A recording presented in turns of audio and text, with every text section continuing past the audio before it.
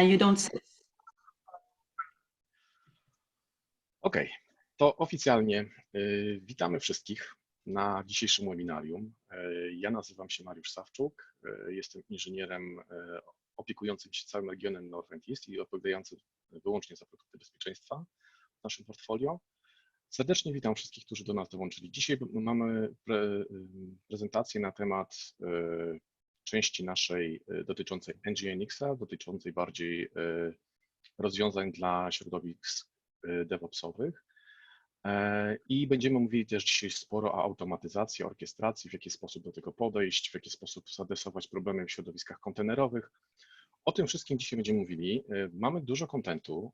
Dzisiejsze webinarium składa się tak naprawdę z 3 prezentacji. Pierwszą prezentację poprowadzi nasza koleżanka Åsa i za chwilę się przedstawi.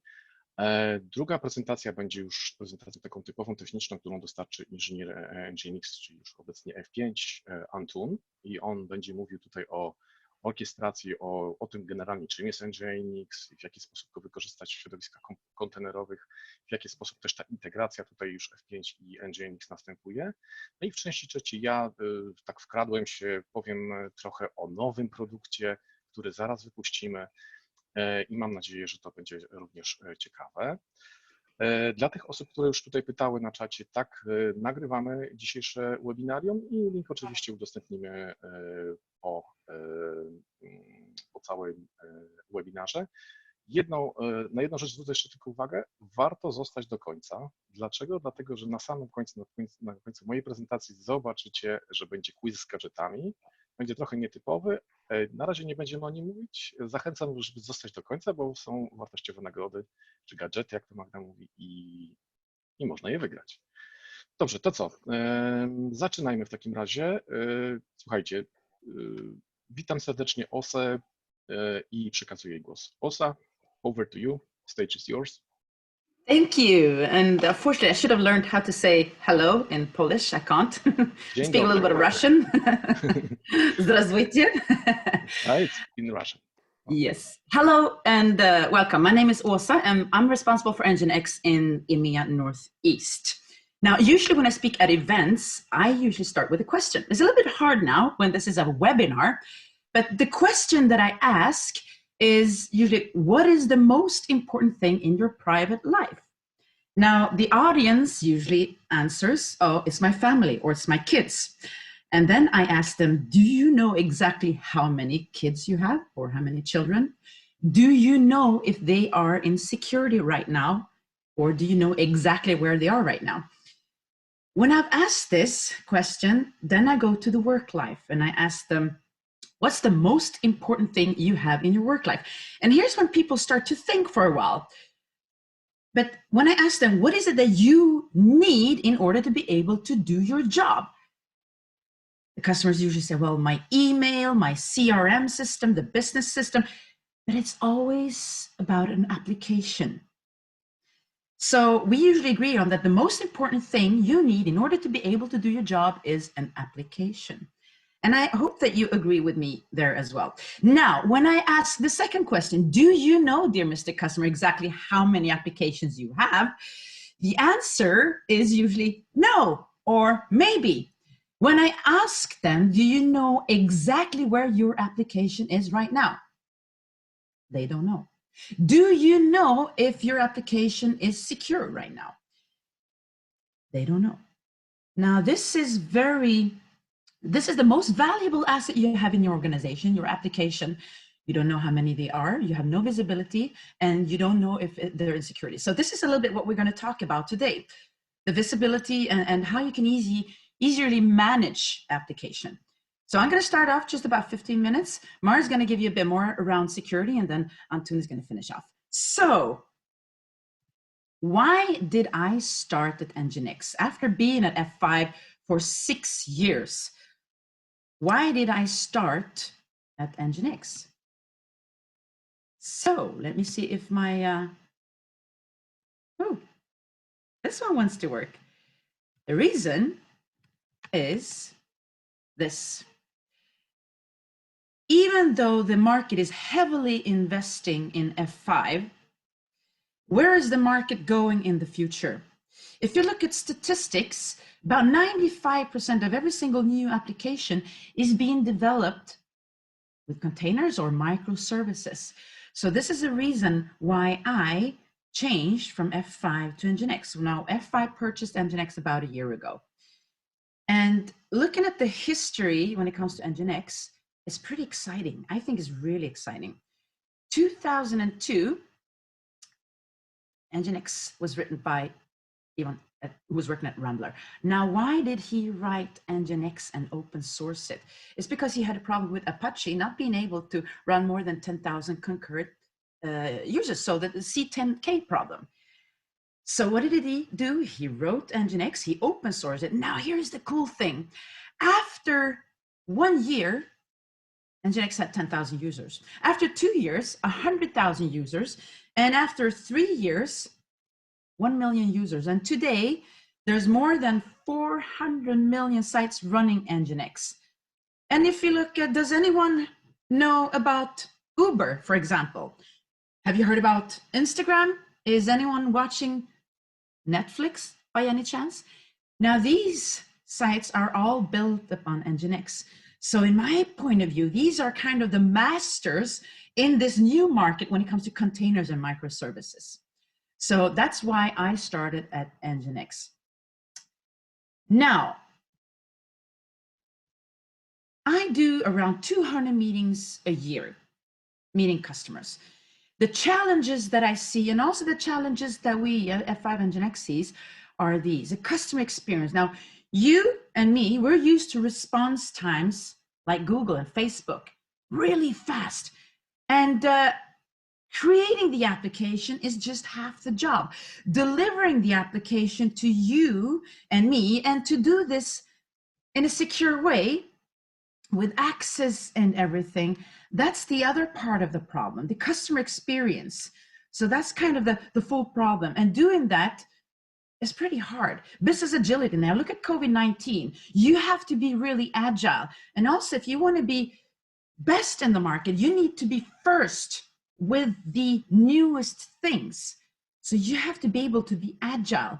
Digital ROI, you also have to have visibility, you have to have control, and that's really hard when things are all over the place. You don't know if they're on the cloud, you don't know in which cloud, you don't know if they're secure, you don't know how many they are. Now you might have instances running up in the cloud just costing money. So the digital ROI is also very hard. Now, what are the customers that I meet? What kind of problems or mistakes have they made? What are they telling me when I'm out there discussing with them on the floor with customers live? This is one huge problem: infrastructure lock-in. And what do I mean with this? Now, I started with IT probably 23 years ago, and back at that time, you had mainframe. Mainframe only worked on mainframe. Solaris only worked on Sun. Linux didn't work on Windows, and so on. And now everyone's going cloud, and I think that's amazing. It's scalable, it's flexible, it's fantastic. But the problem here is you're still locked into the underlying infrastructure. Now, what I mean with that is, if you choose Azure, for example, or Amazon, and you're choosing the tools up here for speed, for load balancing, or for security, for the web application firewall, for example, it's really hard to move from Azure to Amazon, or from Amazon to Google Cloud, or from there to go back on-prem. Now, what I believe is really important here is that you choose a platform where you're not locked in, where you're portable, where you can move between different platforms, where you have portability across clouds, for example. Now, another thing that I see is, what do developers want? The developers, they want speed. They want to be able to be flexible, to deploy their application everywhere. Do they do this? Yes. Is it secure? Nah, not so much. But they do this because network and security, they have their compliance, their regulations. You have to follow the rules, and that takes time. So they're working in different silos: security, network, developers. They're not really working together, and this becomes a bottleneck. You cannot have the speed that you want. And another problem now with containers and microservices, what's happening with the market? it's exploding. You have new products, new companies popping up every day with new solutions, specially designed for this tiny little problem. And what happens? The customers, they buy it. I've met a lot of customers that have a tool sprawl like that's immense. It's huge. And I'm going to give a little story around this one. This is one of the most interesting meetings I had, and this was 6 years ago when I started at F5. I met with the Swedish National Police, and I met the head of the architects over there. And I asked him a couple of questions. I was asking him, so what kind of IT projects do you have the coming year? And where do you want to be in the next 3 to 5 years' time? Now, the head of the architects, he said that, 15 years ago, we made the decision to buy best of breed. So if you have the customer over here or the client over here, and you have the application over here, we bought best of breed. So several different load balancers, protection, security solutions, firewalls, and all that. And I said, how did that work out for you? And he said, not at all, not too good. And I said, why? He said, for example, what was the biggest cost? And he said, the biggest cost was integration. To making all these products to talk to each other, to work with each other. That was one of the biggest costs. And visibility. When we had a problem, we didn't know where to start looking. And latency, it took time with all the proxy jump, when you had to travel from here to there. So what they made a decision to do was to consolidate, to do as much as possible with as few platforms as possible, which I have noticed now doing all these meetings is very smart, because all the customers that have made that choice to consolidate, I noticed they have lower cost and an easier IT infrastructure to manage. So let's just have a quick look at what it usually looks like. For me, in order to be able to reach the application from the customer to the code, what do you have? Well, when you start with the code, you develop the code, you have an application server, a web server, and now in order for the traffic to come from the outside going in, and to do that in a secure way and a healthy way, you have an ingress controller that checks on the traffic. You also have API gateway. Now, why do you have that? It's because applications, they communicate with each other via APIs, right? And you have to do this internally. You also have to do it externally. And you also need to do this in a safe way, and you need to do health checks. You want to have visibility. You want to do it in a controlled way. Another thing, you can also monetize these. Look at AccuWeather, for example, where Google gets the weather data. They started 1972, like ages ago. Now they found a way to actually make a ton of money on getting the APIs available. Load balancing, application security, DNS, DDoS protection, and so on. You have all these, platforms that you have to travel through. Now, I'm going to show you an example of that. This is actually a UK bank, and we've put their IT infrastructure into a PowerPoint. And what does it look like? This is the way it looks like. So from the user actually trying to access the bank application, this is where the traffic has to flow all the way to the application. So what you started with was a CDN.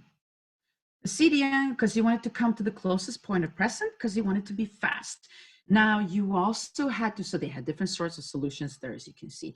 Now you wanted to have protection against, for example, volumetric attacks. You wanted to have that in the cloud and also maybe on-prem. So they had different sorts of DDoS protection. Web application firewall. Now, what is the biggest threat today? Almost 80% of the attacks today occur on the application or stolen credentials. So you need a web application firewall. In this case, they had several. Load balancing, layer 4, layer 7, API gateway, had 3 of them. Management, and so on. Now, what they also had, very typical for banks, they had their old monolithic applications and also modern applications that they were handling in one way with Apaches, JBoss, WebSphere, Oracle, and so on. Now they also, 90% of their new applications were being built with microservices, containers.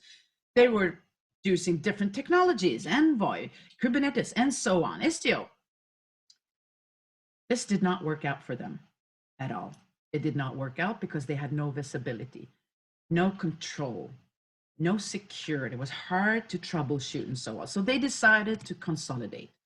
Now, what did they do? They decided to reduce their platforms and go from 13 platforms to 3. How? Well, starting off with just coming in. So from the actual customer, coming to the CDN, which they built up on NGINX. So they just built that and they reduced the cost a lot. Then they came to F5, the silver line, the cloud scrubbing service where you have men and women that they eat, live, and breathe security and look at the traffic 24/7 from layer 4 to layer 7. So web application and DDoS protection up in the cloud. Now at the gate, at the actual gate of the bank, that's where they put F5. They wanted to have a lot of security, a GUI. They wanted to have a lot of choices. And they had local load balancing, global load balancing. They had SSL offload to offload their infrastructure from SSL, which can be really very heavy. They also had an advanced web application firewall that helped them with the bots so they could reduce the traffic. So just letting the good traffic in, blocking the bad, which was about 50%. What happened then? What happened was, for example, their log handling system like Splunk only looked at the good traffic, which could reduce the traffic with Splunk, for example. So they saved a lot of money over there. Access management, they wanted to be able to decide who is allowed to access what and from what device. They did that with F5 as well. SSL orchestration, since all the traffic coming in was encrypted, and most of the devices that they had, their intrusion detection, IPSS firewall, they were not very good at SSL or they were blind to the traffic. They decided to do the orchestration with F5.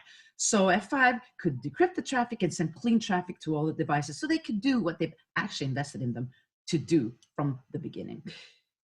Bot protection, DDoS protection, on-prem, firewall, CGNet and all that, they did that at the gate. Now, close to the application, close to the developers, that's where they used F5.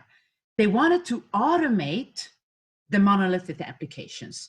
So here they used NGINX Plus.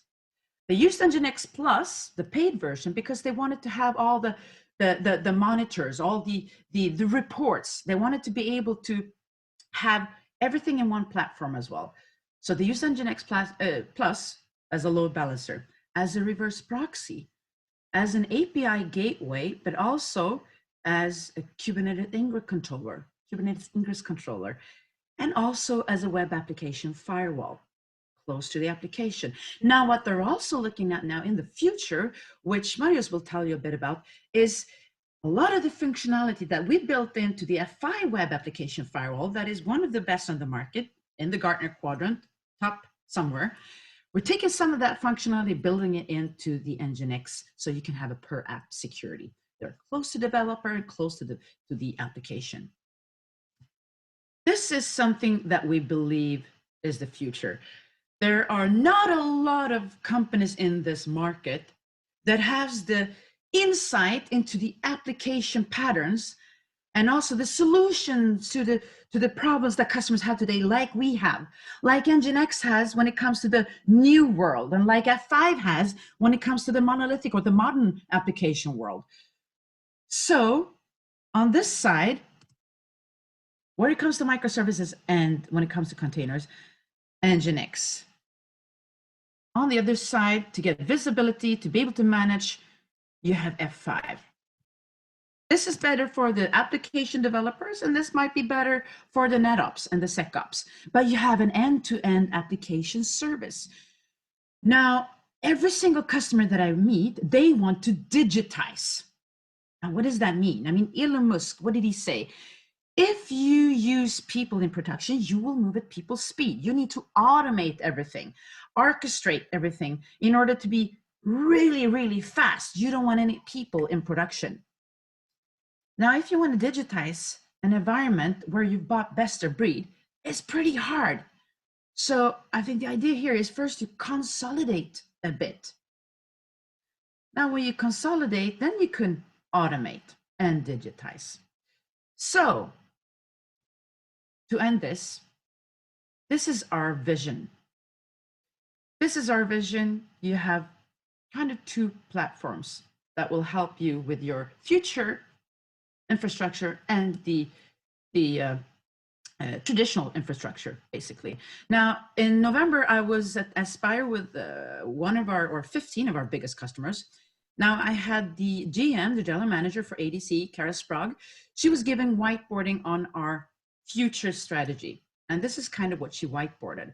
Now, when I asked one of the security guys, the security officer at one of the biggest banks, I asked him, so when we had a coffee after, I said, what do you think about this presentation, about the F5 NGINX vision? He said, to me, this is a dream, because we have bought best of breed. And when our most important application goes down, we have no idea where to start looking. It can take us hours, it can take us weeks, it can take us days before we've found the problem and solved the problem. And so for us to have only two platforms to look in, that would be like the digital dream. And this is what we're going to talk a bit more about now. So over to Marios, who's going to give you a bit more about security, and then Antoon is going to give you more about NGINX. Thank you very much. Enjoy your webinar, and please stay to the end, as Mario said, because we have a big surprise for you. Thank you very much. Okay, thank you, Åsa. Wow, that's a good speech. Thank you very much. I will switch to Polish. Nie wspomniałem o tym na początku, ale jeżeli macie pytania do każdej z części, to śmiało w czacie zadawajcie. Będziemy starali, my moderujemy czat, patrzymy, co się tam dzieje. Jeżeli macie jakieś pytania do Åsy czy do Antuna, to bardzo proszę i po prostu postaramy się odpowiedzieć na nie. Zapytam Antona, bo mieliśmy kolejność taką, że Anton miał najpierw powiedzieć, potem ja miałem na końcu. So, Åsa, just a small remark to your part. And Antoon part, we can, I believe, we agreed that Anton will continue after your part, and I will finish with my security part in Polish, okay? So if you can, Anton, start your presentation, would be nice. Absolutely. Thank you. So over to you.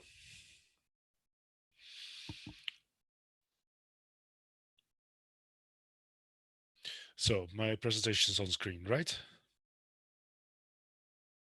Good. Yes, we can. So see your screen. Good. So, quick introduction to NGINX. NGINX, open source, NGINX Plus, and how to automate that. Jumping in. I hope you know that that you're all familiar with NGINX, or at least you've heard of it. So just to recap, NGINX is free. It's open source. And it's most known for being a high-performance web server. But in addition to that, it's also reverse proxy and quite a few things more, such as an IMAP POP3 proxy server and a lot of things, actually. It's got an excellent reputation for performance, for stability, for a very rich feature set, simple configuration at that, and the corollary of high performance is being very efficient with resource consumption. NGINX was written by Igor, and basically he said, I wanted people to use it, so I made it open source. And the end result of that is that we're indeed now running about 400 million sites on open source, on Plus, in all kinds of variations. And if you do the math, that's about 66% of the top 10,000 of the biggest sites, and about 40% of all instances on AWS. Those are incredible numbers. So let's look into a little bit how NGINX actually is designed and how it works and the thinking behind it, because that will give you a good understanding to automate this. Sorry. So in essence, NGINX was written from the ground up as an event-driven architecture, and that means that there's a master process who's in charge of everything. So the master takes care of configuration, takes care of state, takes care of logs, takes care of the modules being loaded, some more Unix housekeeping, and it doesn't handle any traffic itself. The master always hands that off to what we call worker processes. And the workers, they deal with incoming traffic, APIs or HTTP or TCP sessions or whatever, and they pass them on to upstreams. Those upstreams can be files, we'll call it a web server. They can be applications, we'll call it an application server, or it can be another web server, in which case we call it a reverse proxy. All those workers do all of the work themselves, but of course they need to communicate between each other for status, for connection limiting, rate limiting, a number of things. And so that's why workers communicate through shared memory zones. And the shared memory zones is something you'll see coming back later on. There's a couple of processes for cache managing, but that's pretty much it. So if you look at the release cycle of NGINX open source, what's noticeable is that we have two versions actually, a stable one and a mainline one. And well, stable being stable over the year, ideally doesn't receive any updates. So once you've installed it, it's stable, it's working, it's functioning. And mainline is where the exciting stuff is happening. That's where all the new features go in. Mainline typically gets 10 to 12 updates per year. So in April, every year we retire the old stable. We fork the mainline into the new stable, and from there on, we continue with a new mainline, which of course gets a new version number and so on. And the only thing that we do for stable from that point onward is to insert critical bug fixes. NGINX Plus, on the other hand, has a slightly different approach. So NGINX Plus actually doesn't use stable, it uses mainline. So all of the new features and all of the new capabilities and most of the bug fixes, not only the critical ones, they end up in NGINX Plus. But because it's a bit of a burden to do 10 to 12 updates per year, so we've settled on about 3 releases per year. So one in September around the NGINX conference, so that we can showcase all of the new exciting technology. Another big code drop in December, and in April when stable is retired and we go on to the new versions, that's when we release another NGINX Plus. So 3 releases a year, that's pretty manageable. NGINX itself is very small and very modular, in fact. So there's a core module that does a couple of things, but most of the exciting stuff actually happens in modules, and those modules, they are available from our repositories. And here's a nice little graph on bigger is more popular. So GeoIP is one of the most used modules in NGINX, and so is NGINX JavaScript. And NGINX JavaScript is a very powerful tool in your tool belt to have, because it allows you to write in JavaScript functions and capabilities that act on the traffic. So you're able to inspect traffic, do manipulations on traffic, and all kinds of magic stuff. Really popular. You see also that capabilities like our Prometheus exporter is significantly popular. That, and likewise is open tracing. Those modules are all available, and we actually we actually deliver those towards the community. And the interesting thing is that they're all stable, they're tested, and every time you download a release from our repositories, is guaranteed to be functioning, running, and working as designed. So on top of all of those modules, we of course also have a commercial version of NGINX open source. And the philosophy that we have behind that is that we really want to make sure that you are able to handle the logic of your site, how content is routed, how content is shipped, how content is secured. All those capabilities, we feel that you need a fully functioning working project for a product, and so that's what we do. So we deliver every capability that we have when it comes to request routing, compression, load balancing, SSL, that script language, caching, it's all part of the open source. So our paying customers, they have, the need for additional capabilities. So sometimes someone asks for a different load balancing algorithm. So our paying customers get access to more advanced load balancing algorithms.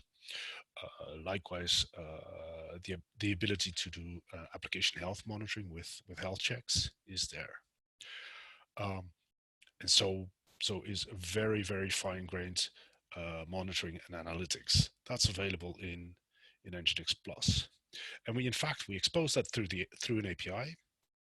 And on the back of that API, we actually also deliver a nice little GUI that just visualizes that stuff. So one of the interesting things about NGINX is that we own it, we write it, we share it, but we are the talking point to when it comes to security vulnerabilities. And so usually we end up in discussions with the security researcher, and what happens ideally is that we agree on a date that the CVE is released and make sure that we have a fix in place. And in this case, CVE 2019-9511, that was released on August 13th, and we published a new version of NGINX on that same day. However, as you can see, our NGINX Plus customers actually got access to that same fix addressing this on August 6th. So that's a good 7 days earlier, and this gives you a chance to mitigate the CVEs in advance of them actually being released into the wild. And that's a huge thing for your security. The fact that you can address CVEs before they're actually released helps you stay secure and available. So moving a little bit more into automation. Automation with NGINX is of course mostly about publishing new configurations, because that is the be all and all. There's only going to be so many times where you need to redeploy or reinstall NGINX Plus or Plus. So during a configuration change, so basically you change the file on disk. However, the master willfully ignores any changes once it has loaded the configuration. So those workers may happily keep on running. So what you actually need to do is send it a signal. With that signal, the master actually triggers new workers to be spun up with the new configuration. And that's nice. And now these new workers actually start working new transactions. And the older workers with the older version of the configuration are just basically told to terminate when they're done. The end result being that you can actually hitlessly change your configurations on the fly without any impact to running traffic. From an automation point of view, when you publish a new configuration, that's really helpful. You don't have to schedule any maintenance windows, no, nothing. It's just push it, send it a signal, and off you go. This could, of course, be slightly complicated if you have longer running transactions. So imagine you are just load balancing TCP, and those sessions, they last, I don't know, 10 minutes, an hour, something like that. And if you have many changes during that window, you see that, of course, those workers with all those generations of configurations, they start to pile up. So NGINX open source has no other way than dealing with this through actually forcing termination of those workers. It works, but in these circumstances, we can't guarantee that you actually deliver hitless and painless configuration changes. It's a common theme in Kubernetes. Actually, when you use the ingress controller from NGINX, you see that not being able to or having to deal with many changes in this context will you actually run the risk of ending up in this situation. NGINX Plus has some tricks up its sleeve, and I'll show them later on in a demo. Another thing, and this is jumping back to managing security, for instance. So if you have an OpenSSL library that needs an update or has been updated on disk, or if there's a CVE in NGINX that needs to be addressed and you've reinstalled or installed a new package on top of the old one, how do you actually tell the running master that it should refresh all of the workers and itself, in fact, to address those vulnerabilities or those dependencies or whatever? So in fact, that's something you can do as well. So you can send it a different kind of signal, and that will trigger the master to duplicate and spin up from the new bits on disk and spin up new workers. And those new workers, you'll need to validate if they're actually running and handling traffic, because sometimes you have a legacy configuration that isn't supported or working anymore in the new master. So it makes sense to actually spend some time on that and give it another. Once you've established that that's good, then you give it another signal and the old master will actually die. And this again is one of those mechanisms that helps you in the face of security events to actually deliver fresh binaries on the fly without any downtime. So when it comes to automating of NGINX, a single instance, although very useful, automation typically becomes a challenge when you start doing this at scale. So let's quickly review what NGINX is doing with clusters. When you wanted to build a cluster, we actually deliver from our repositories a keep-alive-D to manage VRRP, so that you can have floating IP addresses, which allow you to keep your IP available even in the face of when the master fails, the IP address will basically fail over to the backup and vice versa. That's very useful. If you want to build clusters, it makes sense that you also want to synchronize configuration, because if you don't synchronize configuration in a cluster, well, you're going to be in trouble. So NGINX has some tooling around that. This tooling here is actually written fully in NGINX configuration, so it just works from this point. But probably the most important thing when you're building clusters is the requirement to be able to synchronize state. With state, I mean session persistence. If you learn this off a cookie or something else, or if you have rate limits, rate limits are very complex to configure accurately and to make sure that you implement what you want. If you do the math for rate limiting on a single node in a cluster. So for rate limiting, it makes sense to do this across the cluster and have that bookkeeping, which you use for the rate limiting, apply across the cluster. And so session persistence, rate limiting, key value store, in fact, as well, they are all, you can synchronize them over the cluster. So those are all of the moving parts basically that you have in respect to what you need to know to be able to configure NGINX in any circumstance. So let's jump into a little bit of automation. So we provide an NGINX Ansible role, and from my end, it's almost trivial. You basically you give it a name, you select the versions, and the role is perfectly capable of dealing with open source as well. I happen to pin the version so that I don't get into trouble. In the case of NGINX Plus, you'll need to tell it where the license is and if that license should be deleted or not. And from there on, I just, I'm lazy. I just have a fixed config that I use for APIs, for the NGINX Plus API, and I just push that over. There is advanced capabilities in the role that allow you to very dynamically configure all of this so that you can actually capture all of the configuration in an Ansible playbook. but I'm going to leave that for right now. So let's just go and have a look at that.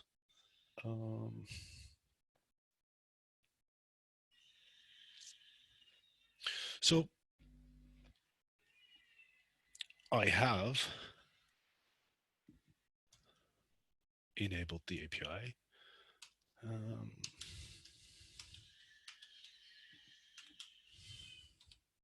And you know that config is nearly trivial. Server block listing on 8080. I defined a route. I tell it it's a location. Especially for purposes of the demo, I enabled the ability to write without any security constraints. I've enabled the dashboard and I've enabled the Swagger UI. That's pretty much it. Once you've done that, this is where you end up. So you see a JSON API. There you go.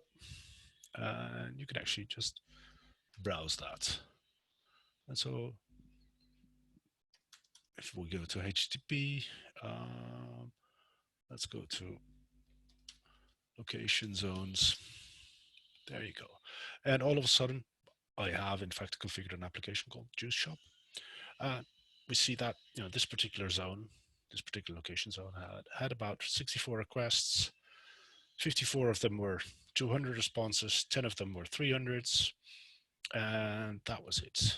A number of bytes received and sent, and a couple of more locations. This is perfect for querying those metrics from if you automate this, if you do blue-green tests or canary deployments, those kind of things, they allow you through the API to actually evaluate how your I don't know, your next iteration of the application is going to be, and so on. And in fact, you can poke around through the API and try and figure it out all by yourself. But of course we have, and that's why I enabled it. We've got full Swagger documentation along with it. And you see that, pretty much everything you can do. And so typically for look at HTTP requests, there's a get that will get you the statistics. There's a delete that allows you to reset statistics on a per endpoint basis. And in fact, I'm switching to the dashboard now. It's what you see here is that dashboard that I mentioned before. You see an overview of SSL, regular connections, the NGINX version, the uptime, HTTP zones defined, upstreams defined, and in fact we have an alert. And so let's go and have a look at those HTTP zones. I set up an application called Juice Shop. It's actually running here. And you can see that on the server block, I defined a server zone, and that I gave it a name so that it's easily identifiable in the user interface. And I can actually see that, I'm running plenty of 400s at the moment. And in fact, because I created a couple of location zones so that I could track that, this is again the main application, so that looks pretty all right. This is the socket.io path, and that is generating plenty of errors. I also created some shop logins and shop logout counters so that I can see who's logging in and what's happening. And you can see that the shop logins, none of them returned a 200 or 300 or something sensible. And I tried 3 times to log in and it failed. So yeah, good indication. Where's my terminal?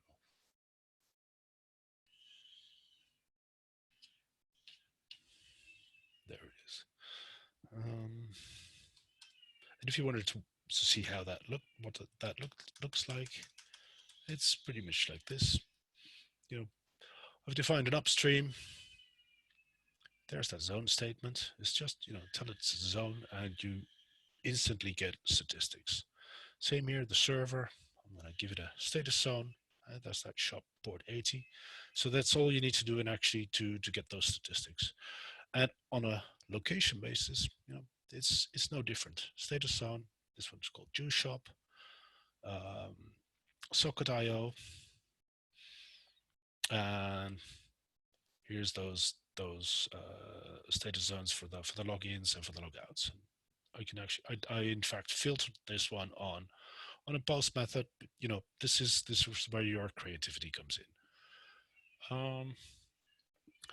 So I mentioned that NGINX Plus had some more tricks up its sleeve actually, when it comes to being able to change the config, and that's mostly related to being able to address the upstreams. So you see that, you know, there's an upstream that's actually failed. So let's go and do something about that. I'm going to go and edit it.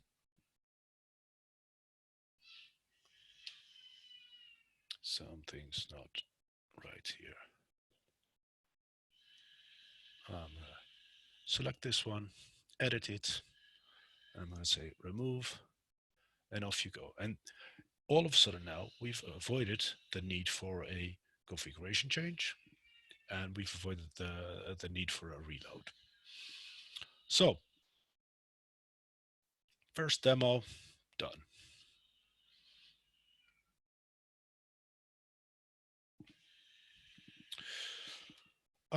So the thing is, and I mentioned this before, automation is increasing. If you know, the relevance of automation increases by the number of environments and that you need to manage. And so, you know, when I look around, you know, we see that, you know, people are not just using on-premise anymore.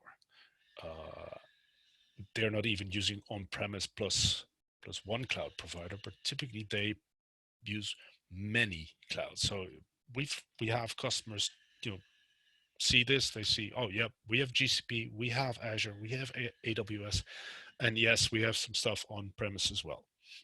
And the whole point of it, you know, ideally you would like to manage that from a single, in the same consistent way. But you know, GCP has different load balancing capabilities than AWS would, or Azure would, or your on-premise would.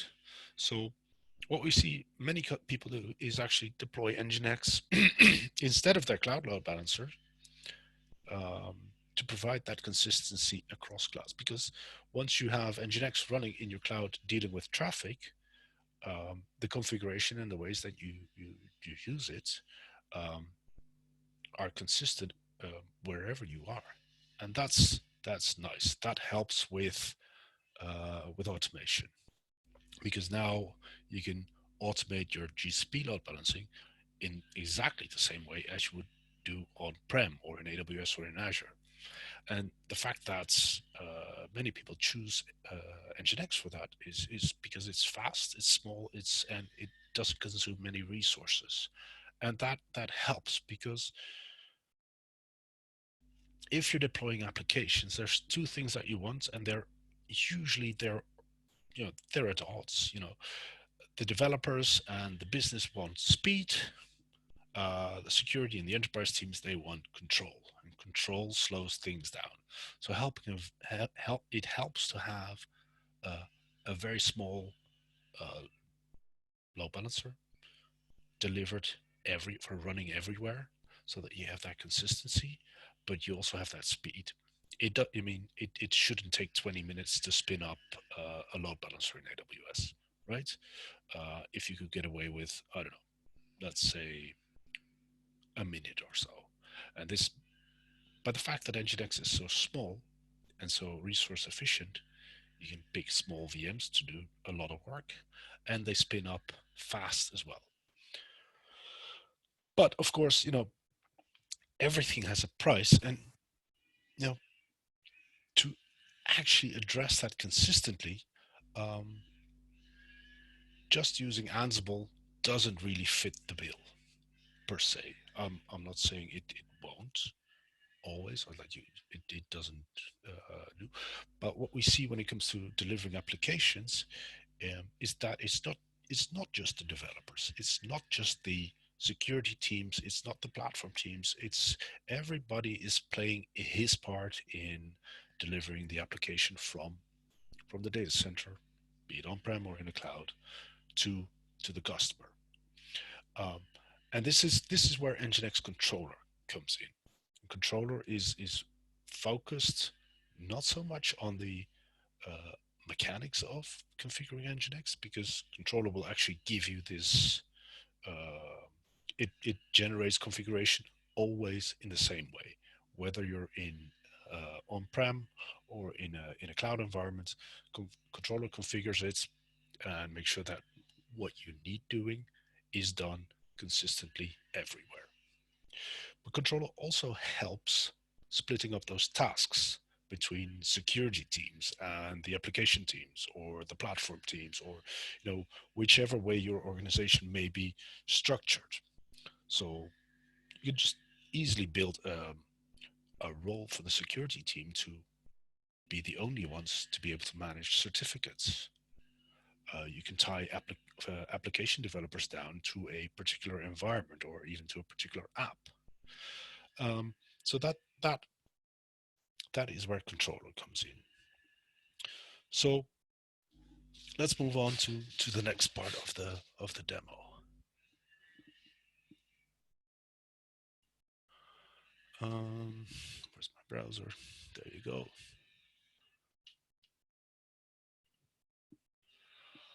I have set up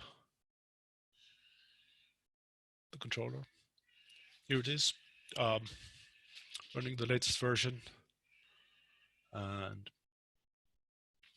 this is where things get interesting. So, as a whole, generally, you if you log in instead of automating it, you'll see an overview of everything that the controller is managing. So, if you run an enterprise, this is a good way to get a feel for how is my application delivery going. For the rest, I haven't configured anything, so I'm going to show that just through automation. The only thing that I did is actually register a load balancer. So this is how it works. You use the native tools or whatever automation tools that you need or feel comfortable with to deploy NGINX or NGINX Plus, and you then, from that instance, you go through a registration process. And once that's done, it's actually linked with the controller.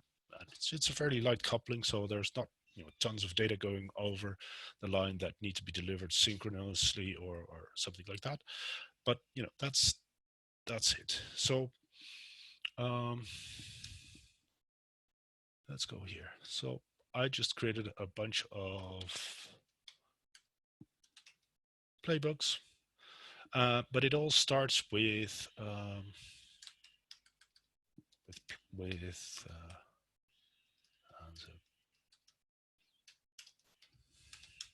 environments. So I fired up a playbook that creates a couple of environments for me. So it's just, as an example, dev, test, prod, and acceptance, I believe. So there you go. And if you look at the playbook, you see that I do, I set some variables and I log into the controller and I post something, in this case, a little bit of metadata, and that's all there is that I need to actually create those environments. So let's go and have a look. They're in services, and you'll see that here in environments, all of a sudden, I have those 4.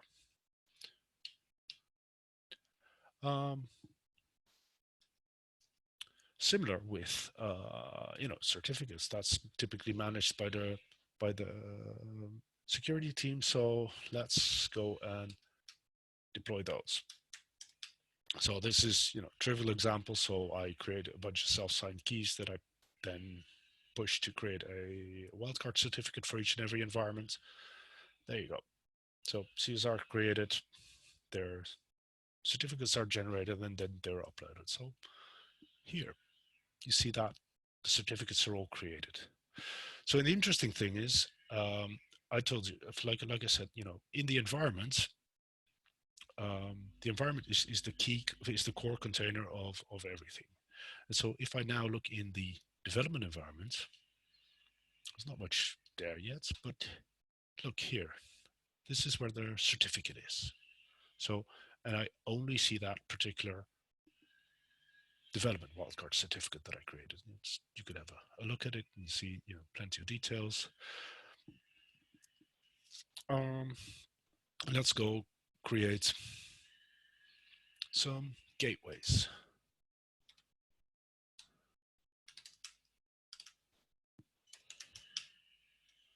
Off we go. And with that, we have the key parts in place for building an application. So I'm going to go to the development environment. We should now see there's no app yet. Here's the certificate. There's the gateway and so the gateway, in fact, is a logical entry point. So it is just a name, the FQDN for the application. In the gateway, you actually define where it goes and which instance is actually being scheduled. So let's go look at this one, and you can see that there's some configuration. You define on which load balancer it goes. In this case, well, there's not much choice because I only registered one, but it goes on ref proxy 1.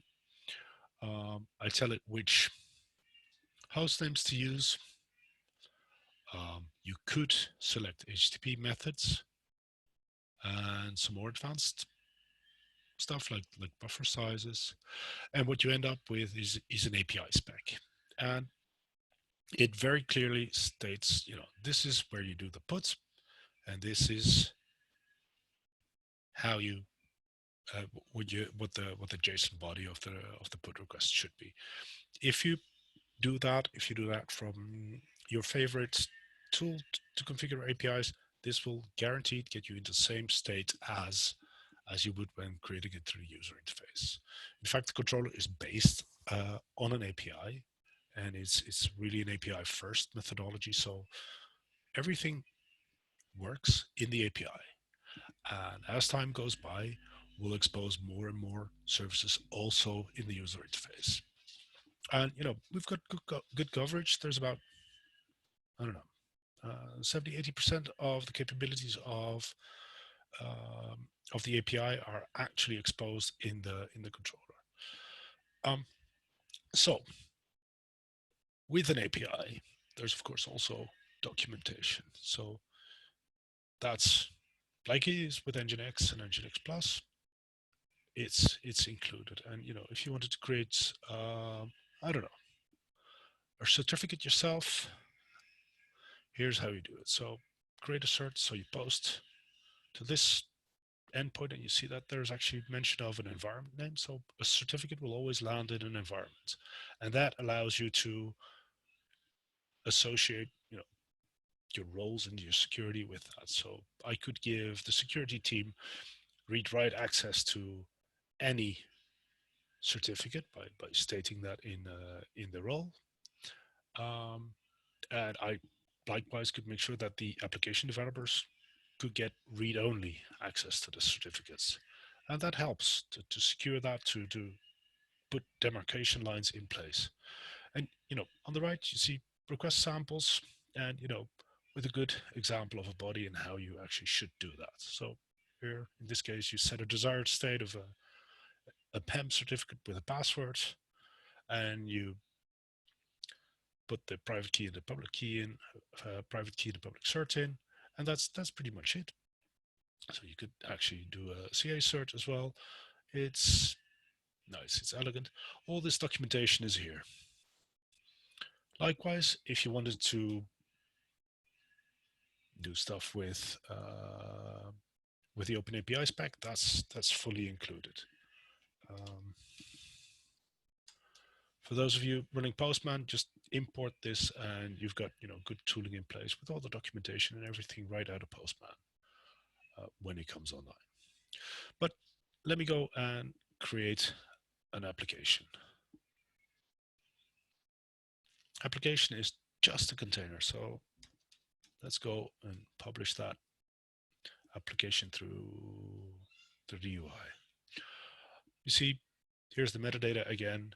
So I'm giving it a name. That's the only thing that's required. And I can actually see. So let me put that in the development environment. View the API request. Yep, this is it. So simple post with this as the content will result in an application. Applications are, again, a container for something. So let's go and create that container. So that's analogous to what we did with NGINX Plus. Let's go publish that main location. I'm going to enable the access log. Next, and here's where I pick the gateway. And you see, because I'm in the development environment that only has a development gateway, that means that you can only select that development gateway, which is, helps you secure it. Someone with rights to the development environment does not have the rights to publish stuff in your production environment per se, unless you grant them those rights. So let's add a URI. After all, this is all good. Some more methods. You see that there's lots of advanced stuff that you can actually configure, but I'm not going to, because the defaults are good enough. I'm going to go and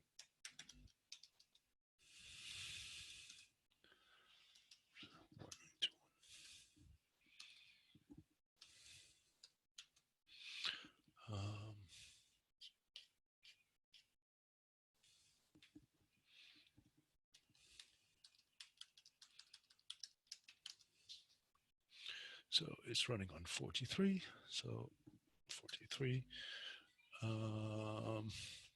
So I'm going to just put a typo in there, see what happens.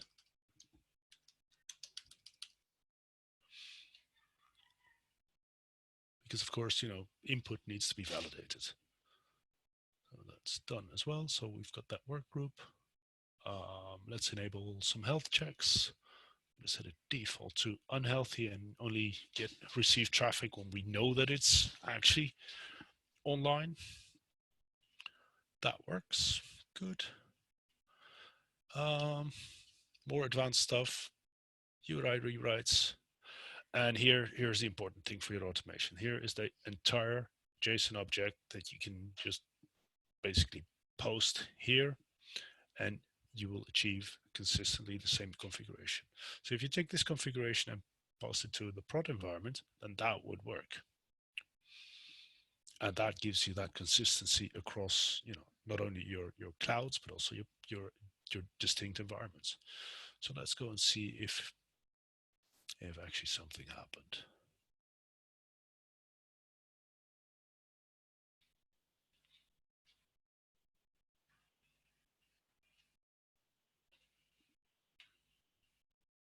There's my work group. Interesting.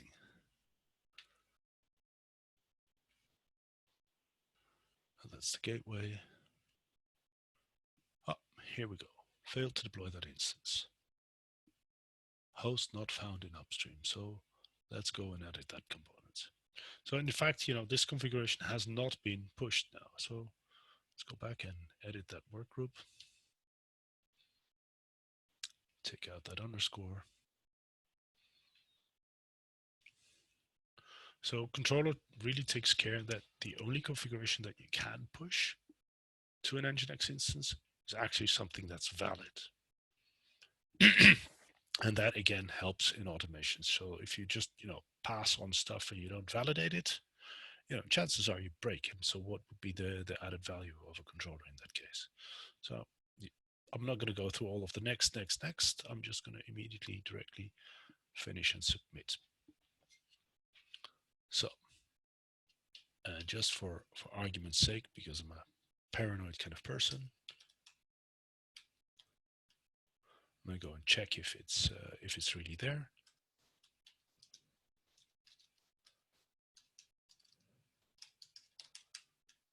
So yeah, and so here you see immediately something else. We're actually loading some 5 metrics modules. They're enabled on the HTTP block. They are enabled on the server block for the application, for the component, and for the environment. You see those status zones coming back again that we mentioned before. And so, in fact, this is stage 2 of automating. Is you do this for a reason. You want that consistency. You want that that ability to roll out, configure once and roll out in a consistent fashion. But it really helps if you also get much more visibility with it. And so this is what the F5 metrics module does. It actually collects data on each and everything that is configured through the application. So let's go and create some. So let's go. Dev. There we go.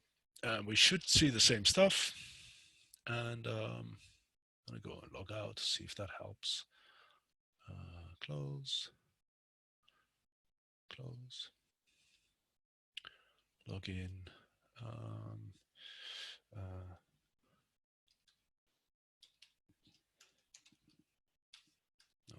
Let's go and create an account. Who am I? At gmail.com.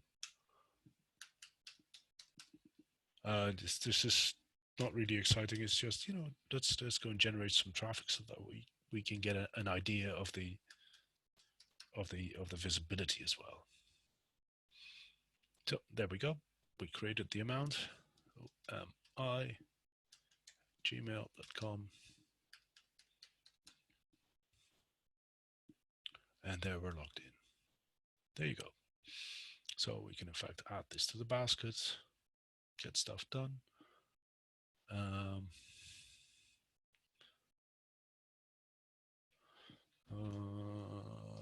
Let's go for the Netherlands.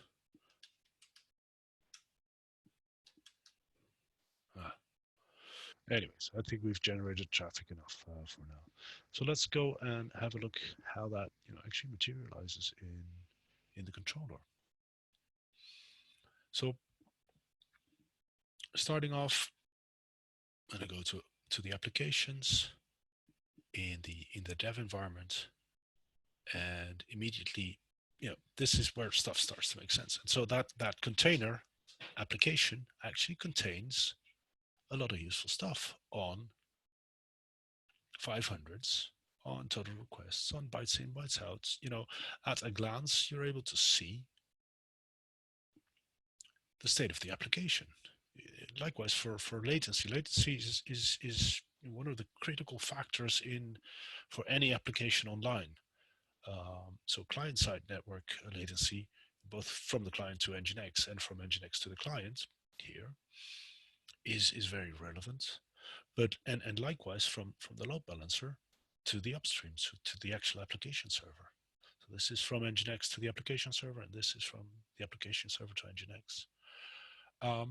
And so what we do here is we expose a lot of key metrics that are all gathered by this wonderful F5 metrics module. So you're able to graph all this, and you get a good view on the workload latency. You can compare that to the previous day if you have enough data, and here you see that you get a lot more detail even, that you can actually compare and mix and match. And what's really helpful is that you actually can break this out by, depending on where you are, by a component. So this would give to, if my application consisted of multiple components, and I'm just thinking out loud, probably some video streaming, probably an API for the actual application, probably a bit of CDN, and you would typically configure all of that as either as a separate application, so that you have a view of that from the environment, or as a component. And so selecting, in this case, breakout by component would give you a parallel view of what's going on, and so you can immediately assess whether or not one of those components is actually generating errors. But you can do a lot more. You can breakout by HTTP response code. So you can see that there's a bunch of 200s generated, and here in the beginning that was yeah, a couple of 201s and 304s as well, and same here. And so you can actually figure out with this data what the problem is in your application. If those 500, are they causing latency, or are they just doing something else? You can break out by country code or by upstream address, so that particularly which of my upstream servers is slow. I'd break out by upstream address, and so that I could get a good view of time to first byte, the number of requests, the workload latency, the response duration per individual backend server. So this is all at your fingertips all of a sudden. So like I said, we had that at the environment level.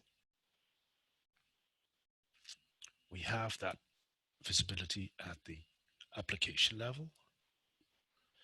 And we have that visibility likewise at the component level. So this gives you 3 layers of visibility.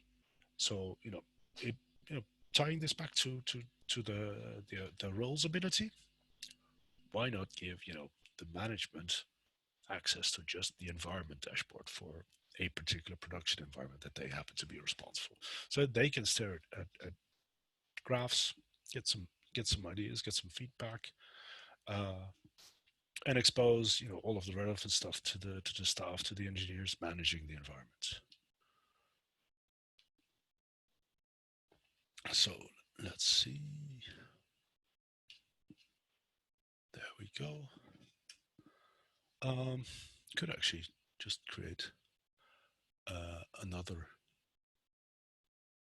component to it. So let's call this one, again, like we did, socket.io.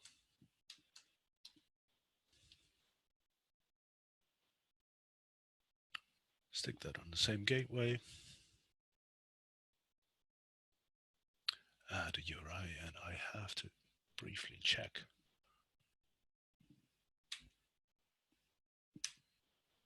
what it was again.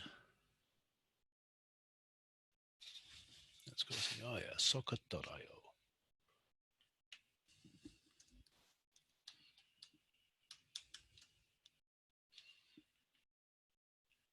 That's good enough. No changes in TLS. I'm going to go and create a socket.io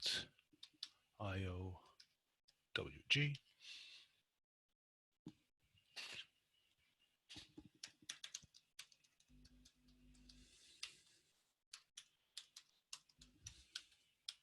You notice that I'm picking the same backend server. And that, this also helps you to, for instance, if you're embarking on a journey to unwrap a monolith into microservices, the question is, how do you make sure that stuff keeps on working? So if you wanted to, I don't know, let's take this example. We had that main application doing everything, and now we're going to break out socket.io. I'm just simply pointing to the same backend again. No monitoring for this endpoint needed. And I'm going to just go and submit. Let's go back and do a little bit of traffic generation. A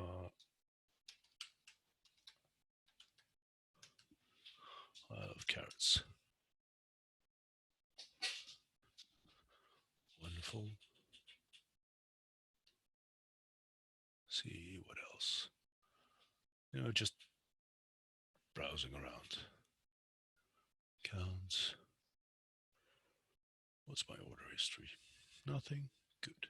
So let's go and see if we actually, on the application level, we have that juice shop again. And you see now I've got those 2 components. So one /socket_.io, going to the same backend. So now you have the ability to observe what's going on specifically on that part of the application, apart from the metrics of the main application. Over the last 5 minutes, no 500s, I'm not surprised.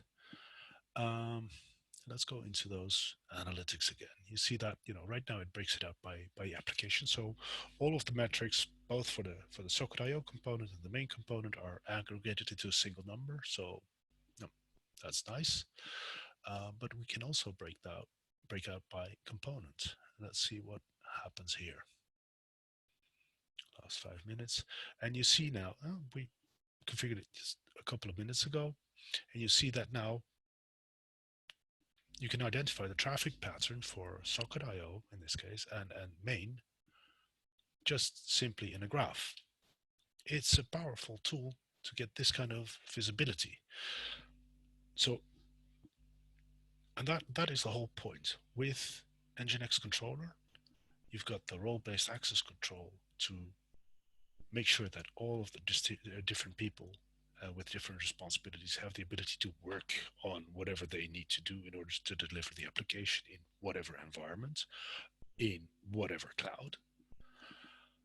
And from there, you get also immediately visibility on, on the overall level, and that could be an environment, that could be an application, but that could be an individual component, and you can cross-reference and mix and match and view and observe that, or analyze by, I don't know.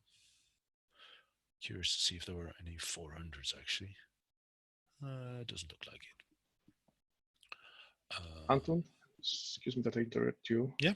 But it's fascinating demo, but we have a question on the chat, especially for this part. So Michal is asking whether this admin panel is available on NGINX OSS, I mean on the free version, or it's only available on NGINX Plus, which is the paid version. So how to orchestrate infrastructure when I have hundreds of servers, VPS, and where should I install NGINX Plus not to crush? We will answer other questions after your presentation, but this particular question, which I just read to you, is related with this, what you are just showing. That's why I interrupt you. Mm-hmm. So the question is, because you just show this admin panel, the question is whether this panel admin is available on free or paid NGINX version. So this dashboard is only with NGINX Plus because it displays basically all of the metrics that we have here. And these are exposed through the API, and the API is part of NGINX Plus. Cool. Thank you for the answer. Please go on. Yeah. So I'm gonna, on the back of that, and answer the other question. When I have hundreds of servers, and where should I go install NGINX Plus not to crush my company finances? So I would go back to that original slide. Where is it? Let me go and grab that one.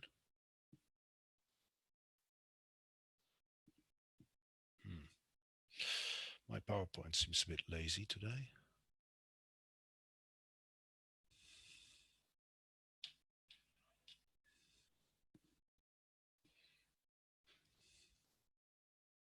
There we go. No, that's not it. Oh, yeah, there we go. So I would go back to this one. So I would, if your VPS user doesn't use all of these magic capabilities, I wouldn't equip them or force NGINX open source on them. There is no point. I don't think we could sell NGINX Plus at any price that would make it, interesting to do so. So I would say 90% they would be served very well with open source capabilities.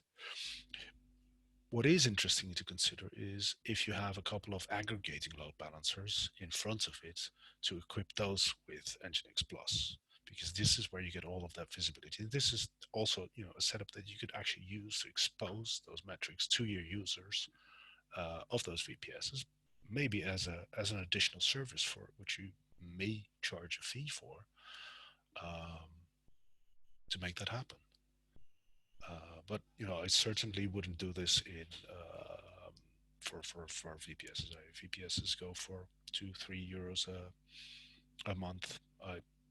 No, I don't see that happening. So yes, it would crush your company's finances. But the other side is there are scenarios where you actually, could do a clever way of looking at it, and for certain customers add value to them by using this.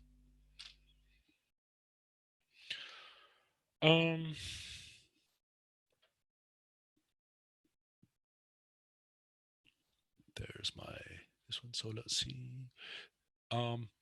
So yeah. So let me just briefly go and show you the how it works with the roles. So this is where you basically manage your roles. So you give them a name. So dev team, and the dev team, I give access to the development environment. In fact, I'm going to give them well, you've got a few choices. So read only writes and read write plus delete. So let's go give them full access. So this is not so granular. But like I said, there's differences between what we can do in the user interface and what we can do in the API.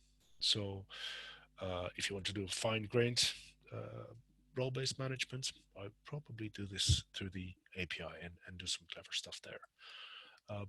But from there, it's fairly easy. And let me go, and I need this one. Where is it? Create a bunch of users. Oh, shoot.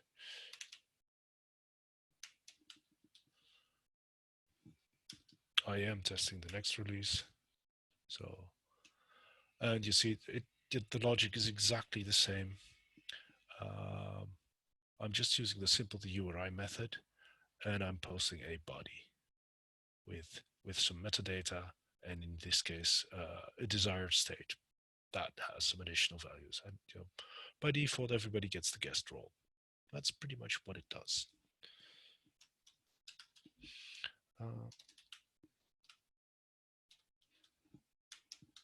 There's no secret sauce, no nothing. I just plain and vanilla pick that from the user interface, or sorry, from the API documentation, and write that into very simple Ansible playbooks,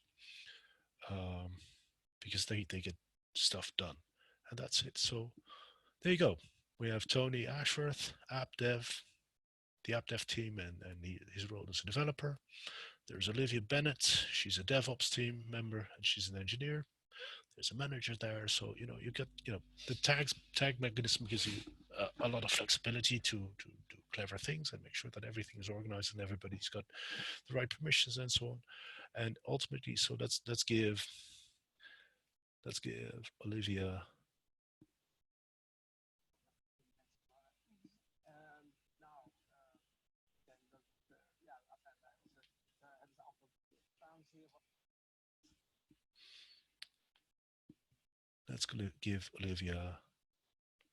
that dev team role as well. And I'm going to take that guest away.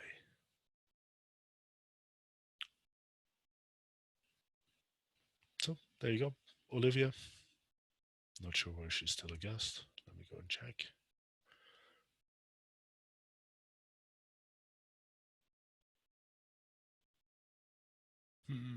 Okay, gotta go and dig into the API.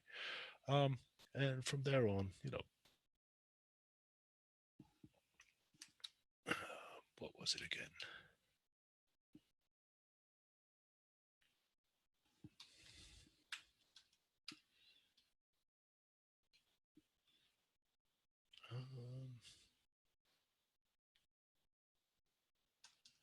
Olivia at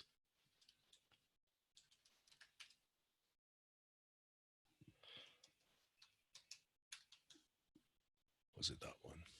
Nope.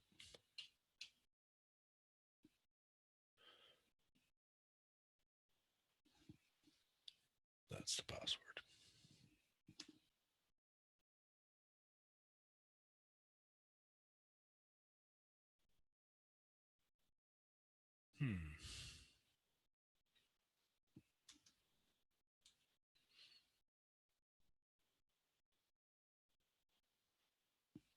Okay, well,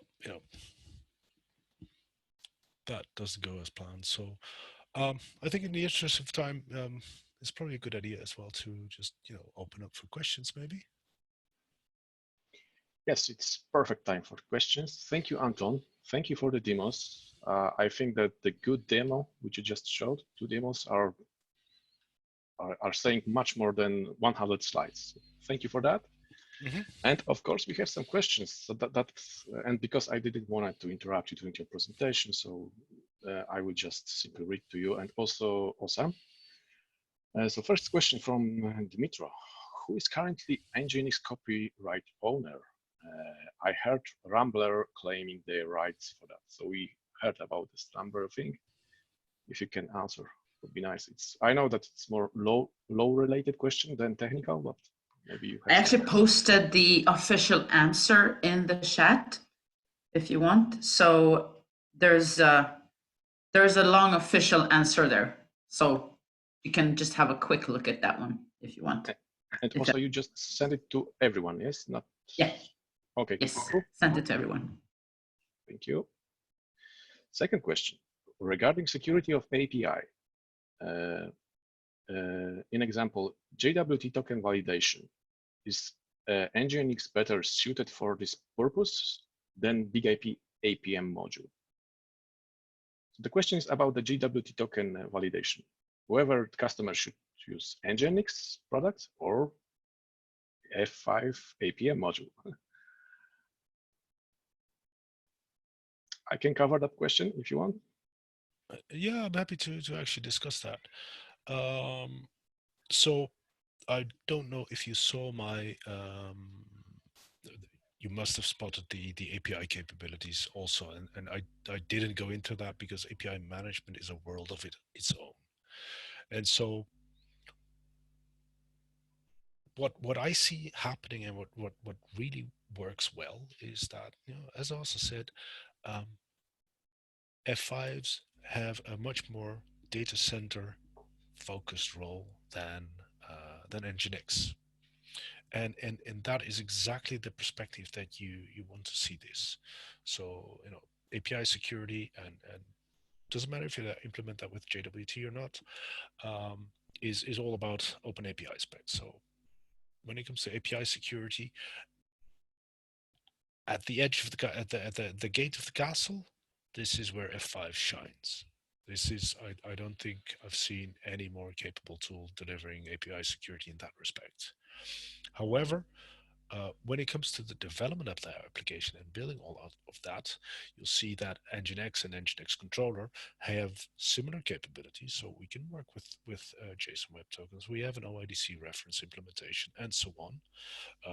We give you the tools to actually inspect and modify and apply rules through NGINX JavaScript and or push this through Controller. But with NGINX and NGINX Controller, the focus is much more on API life cycles. So if you wanted to run a dev portal from the controller, it's just a click away. If you wanted to maintain and build and publish this in a similar context as the application that I just showed, and do some lifecycle management around that, that is where NGINX is much suited, providing a lot of the base security that the F5 has, but the F5 is, with all respects, F5 is a superstar in the room when it comes to security. Cool. I agree, and maybe if I can add only one comment to Anton part, I would say that it depends on the use case, guys. So if you want to protect your API very close to the API, so the better, the most, I would say, recommended way will be to protect the API or JWT token validation or wherever, rate limiting the API calls or wherever. It's better to do this on the NGINX API controller or NGINX Plus as a combination, because as soon you will be able to reduce the load to the API, it's better. Both technologies, I mean NGINX and F5, we are covering the same technology. I mean, we are supporting OAuth with OADC authentication. So in this part, there's no any, let's say, collision here, and you can do this with the same things on F5, on F5 WAF, of course. Maybe I will only add to this part only also F5 part, because we have very mature, very grown WAF, and we can also add a bot protection. But to do this, you need to have a F5 WAF. But this will change, and I will tell you about this further. But my point is that you can add on F5 the additional security checks which are not apparently present on NGINX parts. I mean, DDoS protection, bot protection, something which we can, some more advanced API attacks. This is part of the pure WAF technology, which of course we have on the big IP. Other questions. So someone asked for the lab license to try NGINX and F5 features on NGINX. So I just share in the chat window the link to the free trial licenses for NGINX. And if you are interested with the F5 licenses, free trial licenses, just contact with your partner, or if your partner contact with us directly with F5, and we can generate a free lab license for you. It's obvious that we are sharing this. And the same for NGINX. Yeah, I just shared the link in the chat window to NGINX, where you can actually generate your free license yourself. There was a question about this admin panel, but you covered this verbally. And there was also a question about the finance costs, yes, but you also answered that question, yes? I hope that's clear. Do we have any other questions? Yes, there is one more question from Maciej. If you can read, Anton. Is there any tool? Yeah? You can see this question? To make documentation of locations in NGINX, something like Swagger. No. No. Can you send me an email on that? Because I think it's a fascinating discussion, but yeah, sure. I don't have an answer. You need more time. Away. Yeah. Okay, I know. I fully understand. Okay, there is also other question: how to make dynamic documentation. Oh, okay, so this is related, probably. Yeah. So that was one of the parts that I didn't cover. Kubernetes Ingress is always a debate. There is many ways to deliver the Ingress specification and the implementation, and there's F5 with Container Ingress services, and so the thing is, the Ingress specification is really simple. You can do you select based on a host header, you can enable TLS, and you can select a path where to route to.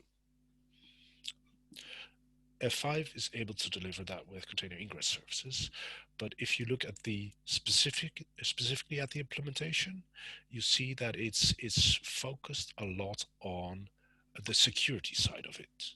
So really securing that traffic. So all kinds of configurations, and you could do this with AS3 if you wanted to, but it's not really geared towards developers. So one of the things that NGINX as an Ingress service brings to the table is for instance, cross namespace routing. So you only need to run one Ingress controller and be able to have different teams in different namespaces work together as one. So they share a common host name for the front end and the configuration parameters, but their application routing they do themselves for each and every namespace.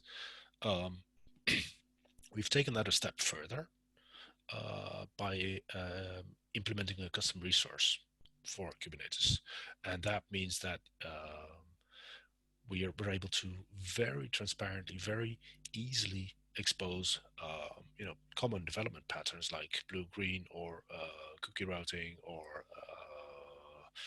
canary deployments through the CRD without having to really know how to configure an F5 using an AS3 or something like that. So as with APIs, it's a different use case. And in fact, we see two things happening at the same time. Customers using container ingress services to secure the outside, the perimeter of the Kubernetes cluster. And the thing is that they do then is only publish the NGINX Kubernetes ingress controller.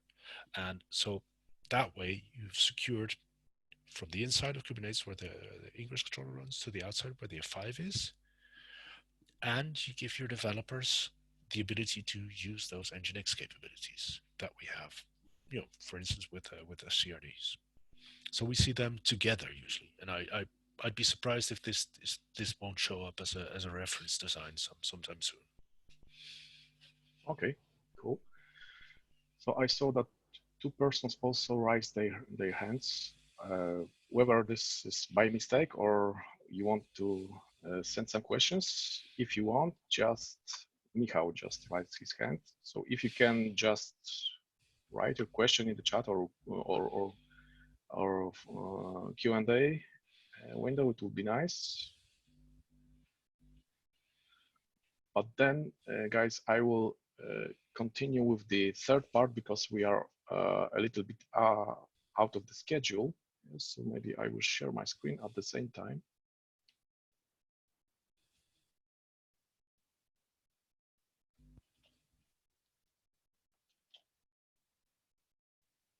And Magda, I will ask you to gather the questions to read my part and also which will arise during my presentation, and we will cover them probably later. Yeah, no problem.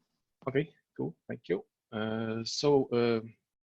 I hope you don't mind that I will switch to Polish right now because 99 or probably 100% of the audience is Polish-speaking audience, so it's much better for Polish people to speak in local language.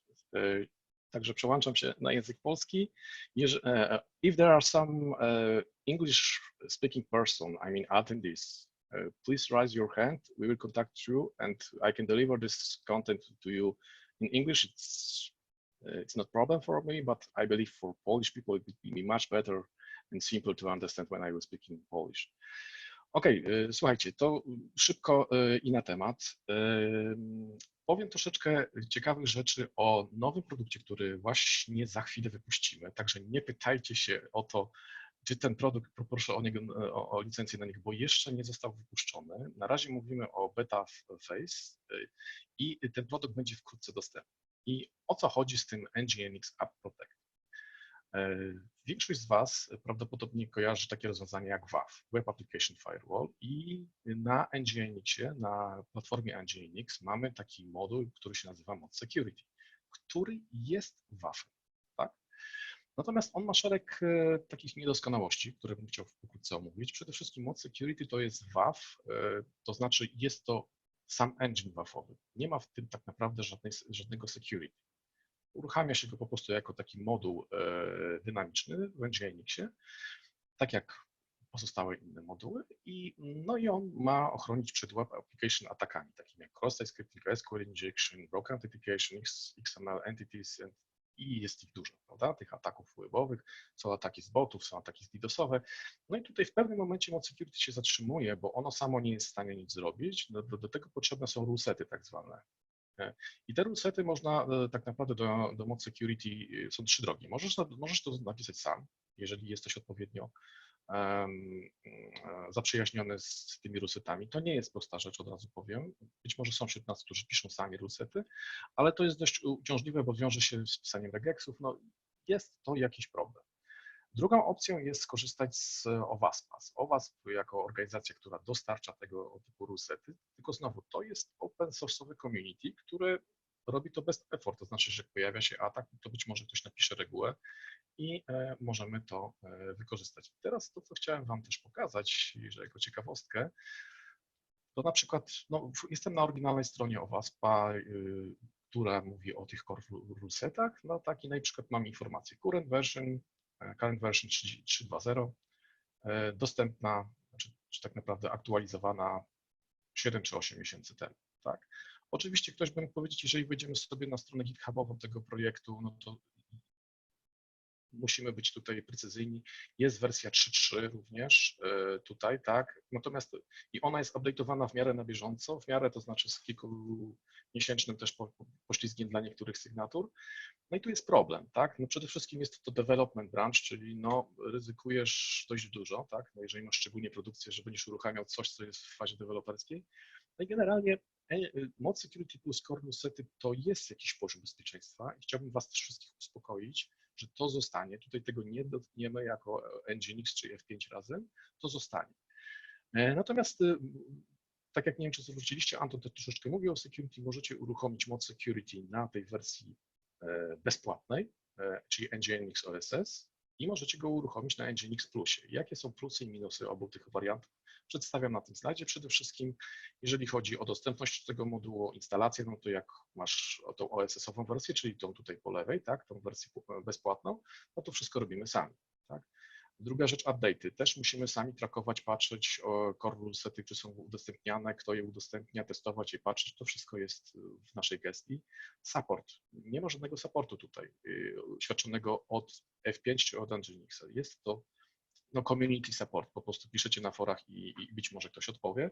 No ale jest pewien plus z tego rozwiązania, tak? To znaczy, że są darmowe, no i jak gdyby no, nie ponosi tutaj klient kosztów. Natomiast NGINX Plus z Mod Security jest bardziej przewidziane już do środowisk, bardziej takich biznesowych, gdzie my jako organizacja, która nie napisała Mod Security, ale która udostępnia go jako dynamiczny moduł na NGINXie, my będziemy to supportować. Więc przede wszystkim jest support z tą uwagą, i to też mówię jak Max Kolonko, czyli mówię jak jest, to znaczy, że nie dotkniemy się do Waszych rulesetów, to znaczy rulesety piszecie sami albo je ściągacie z WASP-a, albo tutaj zaraz jeszcze powiem o innej opcji, natomiast my nie sprawdzamy tych rulesetów. W ramach supportu dla Mod Security jest tak naprawdę dbałość o to, żeby to razem działało z NGINX Plusem i tutaj jest support, stabilność tego rozwiązania, czyli jeżeli na przykład by coś w NGINX nie działało, a Mod Security by tam zgłosił jakiś problem, no to my oczywiście to naprawimy, tak? Druga rzecz, jeżeli chodzi o update'y, tak samo. Tutaj niestety musicie dbać o update'y sami, szczególnie o update'y rulesets. Jeżeli chodzi o update'y NGINX, to jak najbardziej w ramach supportu jest on utrzymywany. Teraz, jeżeli chodzi o ten support, też nie wspomniałem o tym, może warto. NGINX umożliwia Wam na przykład ściągnięcie rulesetów od takiej firmy jak Trustwave. To jest zupełnie niepowiązana z nami organizacja, robią to sami, tak? Jest po prostu organizacja, która to wypuszcza rulesety. I one w odróżnieniu od tych WASP-owych rulesetów, które Wam przed chwilą pokazywałem, które są te outdated, nazwijmy tak, to one są płatne, tak? Czyli jest po prostu organizacja, od której można kupić takie rulesety, jej się nazywa Trustwave i tutaj trzeba się z nimi skontaktować bezpośrednio, żeby od nich zakupić. No, jeżeli mówimy o tym porównaniu, to na samym końcu oczywiście NGINX Plus jest płatną wersją NGINX-a, nie jest to droga rzecz, chociaż tutaj pewnie byście polemizowali, bo jeżeli byśmy to pomnożyli razy setki tysięcy aplikacji, to mogłoby być już inaczej. Natomiast dostajecie support, tak? I to w wielu środowiskach, szczególnie w takich, gdzie no, jest to biznesowe środowisko, tak? Mówimy o jakichś instytucjach finansowych albo instytucjach, w których po prostu ta aplikacja jest krytycznie ważna. W momencie, w którym coś się dzieje, zawsze jest jakiś support i to jest ważne. Natomiast już kończąc jak gdyby Mod Security, byłbym chciał przejść do tej części NGINX App Protecta. Po lewej stronie macie silne strony tego rozwiązania, po prawej stronie macie słabości. Może skupię się na słabościach. Dlaczego warto rozważyć inne rozwiązania, o których zaraz powiem? Dlatego, że przede wszystkim no, nie ma tej integracji i osoby, które się zajmują Mod Security i NGINX-em, wiedzą, że tam logowanie jest problematyczne. Można to obejść, w szczególności na przykład, jeżeli jest jakiś incydent z WAF-a, dość ciężko jest dotrzeć do tego incydentu po tak zwanym ID incydentu. To się da obejść, ja wiem, nie piszcie na czacie, natomiast by design to nie jest jak gdyby zapewnione. No nie jest zapewnione na przykład, czy jest, ale w bardzo taki okrojony sposób integracja ze SIEM-em. To jest ważne w środowiskach biznesowych, to się cały czas odnoszę do tego. No, integracja z istniejącymi rozwiązaniami bezpieczeństwa, takimi jak SIEM, logowanie zdarzeń, korelacja zdarzeń, no jest krytyczna, tak? Więc tutaj Mod Security z core setami mogłoby mieć problem. I ostatni, może nie, jeżeli chodzi o security, to tutaj jest tak naprawdę negative security, czyli tak naprawdę signature-based security. Czyli jeżeli mamy szczepionkę jakąś, sygnaturę, na jakiś atak webowy, no to jesteśmy, nazwijmy to, bezpieczni. Natomiast jeżeli jest nowy atak, zero day jakiś atak i nie mamy tego positive security, bo nie ma tutaj tego w mocy security, nie możemy na przykład zadziałać proaktywnie, to znaczy nie możemy powiedzieć, że chcemy, żeby tylko te pliki, te cookies, te URL-e, te file typy, tylko na nie się zgadzamy, a cała reszta po prostu od razu blokujemy. Nie? To da się tam obejść zawsze jakoś, natomiast nie jest to częścią mocy security. Tu nie ma pozytywnego modelu security tak zwanego, czyli czegoś, czego jeszcze nie wiemy, ale wiemy, chcemy dopuścić tylko to, o czym wiemy. Tak? To jest ten model pozytywny. No i ostatnia rzecz, wisienka na torcie, problem z wydajnością. Wielu z Was, którzy używają tego rozwiązania, wie, że jeżeli uruchomimy wszystkie core rule sety, na przykład z OWASP-a, no to będzie wiązało się przede wszystkim przy starcie, przy inicie tak naprawdę NGINX Plusa czy OSS, wersji nie ma znaczenia, jest wydłużony ten czas, no i już później, jak ma obsługiwać ta aplikacja z tym WAF-em moc securitowym, ma obsługiwać klientów, no to tu już jest performance duży loss, tak? To już jest duża strata wydajności, jeżeli chodzi o throughput i jeżeli chodzi o request per second. Teraz WAF. I teraz my albo może jeszcze zakończę w ten sposób, że proszę się tutaj nie obawiać. Za chwilę Wam pokażę nowy produkt, nowego WAF-a, którego na razie jeszcze nie ma. Ja dlatego się wkręciłem z tą prezentacją na tego Webexa, dlatego że jak mówimy o NGINX-ie, mówimy już o security, mówimy o automatyzacji, o DevOpsach, no to szkoda by było nie wspomnieć o tym po polsku, że zaraz wypuścimy świetny produkt. Ale wracając jeszcze do mod security, proszę się nie obawiać. Ci, którzy z Was używają mod security, absolutnie nie zostanie to, będzie cały czas wspieranie, będzie do tego support, nie bójcie się. Natomiast zwracam uwagę na to, że wypuszczamy nowy produkt i może warto się nim zainteresować. I teraz od wielu lat, szczególnie dla tej części osób, która kojarzy F5 jako takiego producenta rozwiązań WAF-owych, no, te osoby wiedzą, że od wielu lat mamy WAF-a w swoim portfolio, tego klasycznego na BigIP, to jest moduł ASM albo AWAF, tak? No i ten moduł jest dostępny od wielu, wielu lat. Problem jest jaki z tym modułem? On dostarcza oczywiście tutaj szereg technologii bezpieczeństwa, poza ochroną przed atakami webowymi, mamy ochronę przed botami, mamy profil cały antybotowy, mamy ochronę przed atakami DDoS-owymi, w warstwie 7, czyli slow roll, slow post i tak dalej. Ja nie będę tutaj mawiał, jest dużo use case'ów, threat campaigns, IP reputation, anti-bot mobile decay dataset. Jest dla tych osób, które nie znają jak gdyby naszego WAF-a, to zaproście mnie, to powiem więcej, dzisiaj nie mamy na to czasu. Natomiast jaki był problem z tym WAF-em, tak? W szczególności dla DevOpsów, jaki to był problem, dlaczego oni go nie adaptowali, chociaż można? Dlatego, że no, po prostu oni chcieli mieć WAF-a, który będzie blisko ich aplikacji, najlepiej na NGINX-ie, tak? No, bo to są ludzie, którzy rozmawiają językiem, no, to są koderzy tak naprawdę, nie? Oni nie lubią GUI tak naprawdę i jest dużo, po prostu woleliby to inaczej robić, nie? W szczególności chcieliby, żeby to był kontener. Nie? No i BigIP nie można uruchomić na razie jeszcze jako kontenera, ale w związku z tym, to jest, może nazwijmy to jako taka prapremiera może trochę, wypuszczamy nowy produkt. I on będzie też WAF-em, tak jak mod security plus core rule sety, tylko że to będzie nasz F5 WAF uruchamiany na NGINX, uwaga, plus. Tak? Czyli nie będzie na razie, nie wiem, tu trzeba byłoby się dopytać jeszcze naszego PNPD, czy są plany, żeby uruchomić tego WAF-a na wersji darmowej. Z tego co wiem, przynajmniej w momencie, kiedy on wyjdzie, a powinien wyjść na wiosnę tego roku, nie chciałbym się zobowiązywać tutaj do konkretnego miesiąca, nie pytajcie na razie o to, bo poczekajmy, ale wiosna jest jak najbardziej możliwa, zresztą pokażę Wam zaraz ten produkt w krótkim demie, żebyście nie myśleli, że mówimy tutaj tylko i wyłącznie o jakichś tam roadmapach. No i co ten produkt będzie robił? Przede wszystkim to jest, to co wspomniałem, to jest produkt, tak jakbyśmy wyjęli F5 naszego ASM-a, tak? I go wyjęliśmy, odczepiliśmy go od kodu BigIP i wkładamy go teraz do NGINX Plusa, czyli to będzie taki standalone WAF dostępny na platformie NGINX-owej. Będzie do niego pełen support i tu zauważcie, że będzie i support na NGINX-a i na tą część WAF-ową NGINX App Protect. To jest bardzo ważne, to jest kluczowe, tak? To był też powód w wielu organizacjach, dlaczego nie używały mod security, o czym mówiłem. Będzie to też dynamiczny moduł, także proszę się nie bać, że to będzie jakaś fantasmagoria. Zaraz Wam pokażę, jak go się nawet uruchamia. Jest dużą, ktoś by mógł spytać, no okej, no to może dużo ważyć, to zaraz będzie jakiś problem. Otóż waży 70 MB, uważam jest skandalicznie mało. Więc nie obawiajcie się o to, czy ten footprint tego modułu będzie duży, czy nie. To jest 70 MB w chwili obecnej. Być może urośnie, bo tam te sygnatury też jeszcze są ważne, ale sam korowy moduł nie jest, że tak powiem, gruby. No i co? No i przede wszystkim to będzie wsparcie od F5. To bardzo ważne. Tak? Kolejna bardzo ważna rzecz. Po raz pierwszy tak naprawdę, no bo ktoś by powiedział, OK, wyjęliście WAF-a, no i co, jak ja tym będę zarządzał? Ja nie jestem GUI, tak? W szczególności środowiska DevOpsowe. I słusznie.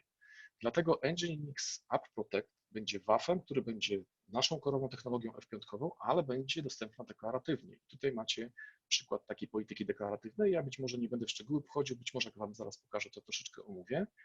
Natomiast bardzo ważne do Was przesłanie jest to i chciałbym to, żeby to wybrzmiało, że ten WAF będzie WAF-em, który konfigurujemy w sposób deklaratywny. To znaczy, że mówiąc językiem DevOpsów już, że to będzie przede wszystkim typ JSON-owy, który w tym całym cyklu CI/CD, dostarczania aplikacji, pisania różnych wersji aplikacji, różnych branży, tego typu rzeczy, tak, będziecie mogli tak naprawdę włączyć do tego CI/CD pipeline'a i uruchomić go na przykład na kontenerze jakimś NGINX-owym, razem z NGINX App Protectem i ta polityka będzie plikiem JSON-owym, który będzie do tego dołączony.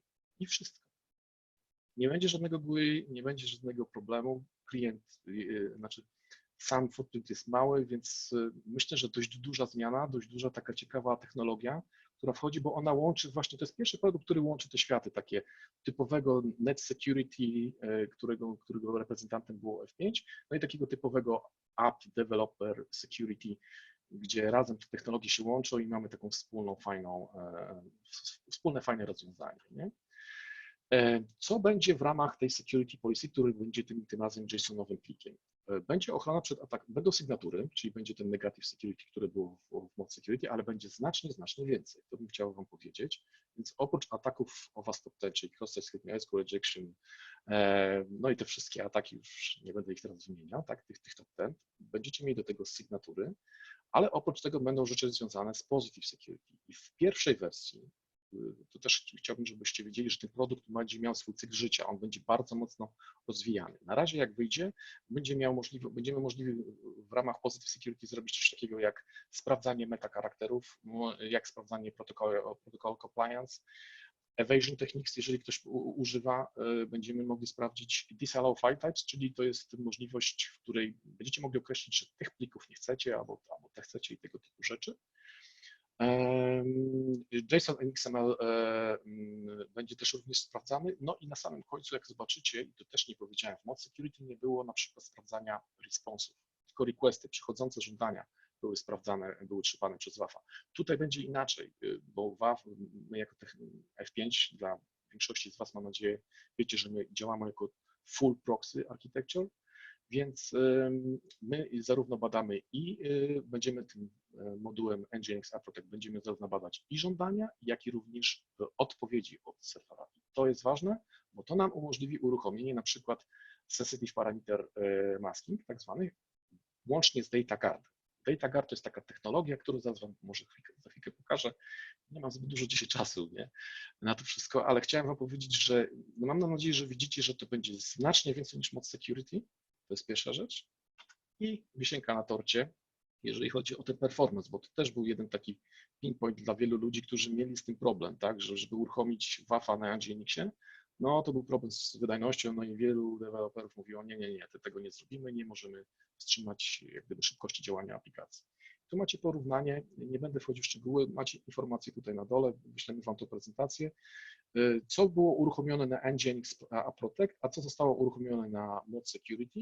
I tutaj macie po prawej stronie porównanie wydajności. Czysta aplikacja, no wiadomo, bez WAF-a jest na pewno zawsze szybsza, natomiast no, te dwa słupki są do porównania najważniejsze, czyli zielony słupek, który przedstawia NGINX App Protecta w jego wydajność, jeżeli chodzi o przepływność w megabitach, no i mod security do tego. No i teraz takim szybkim żołnierskim okiem spojrzeć na to, no widać, że duża jest różnica, jeżeli chodzi o wydajność obu rozwiązań. Kończy mi się czas, dlatego szybko przejdę do demo, tak? Bo pokażę Wam, żeby nie było, że to jest tylko produkt na roadmapie, może się szybko przełączę.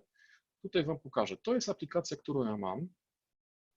Ja sobie może tutaj przesunę trochę. To jest aplikacja, która jest obecnie dostępna, jak widzicie, jakaś taka zwykła randomowa aplikacja, nic się wielkiego tutaj nie dzieje, ale może przyjdę szybko do NGINX-a. I ta aplikacja jest chroniona przez NGINX-a. Jeżeli teraz sobie wejdę w konfigurację serwera NGINX+, tak, to ważne, to teraz zobaczycie, że tutaj ładuje taki moduł NGINX HTTP App Protect Module, jako bibliotekę dynamiczną tak naprawdę. No i tutaj jest szereg dyrektyw tak zwanych NGINX-owych, które uruchamiają tego App Protecta na poziomie serwera. Tutaj trzeba troszkę wiedzieć na temat konfiguracji NGINX, ale to może nie będę wchodził. Można, powiem dla tych, którzy są bardziej zainteresowani, można uruchomić to w innych jak gdyby location. Też to jest obsługiwane. I tutaj jak uruchomimy tą politykę, to zobaczcie, że mamy informację o pliku z polityką. Tak?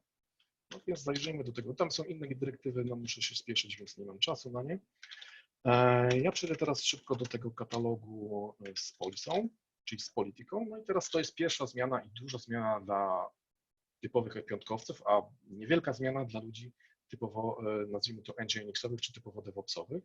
Bo jak sobie wyświetlimy, to jest polityka, cała polityka, oczywiście to jest tylko przykład, to się nie bójcie, że to jest tak niewiele jest, to jest tylko przykład i demo na dzisiejszy webinar.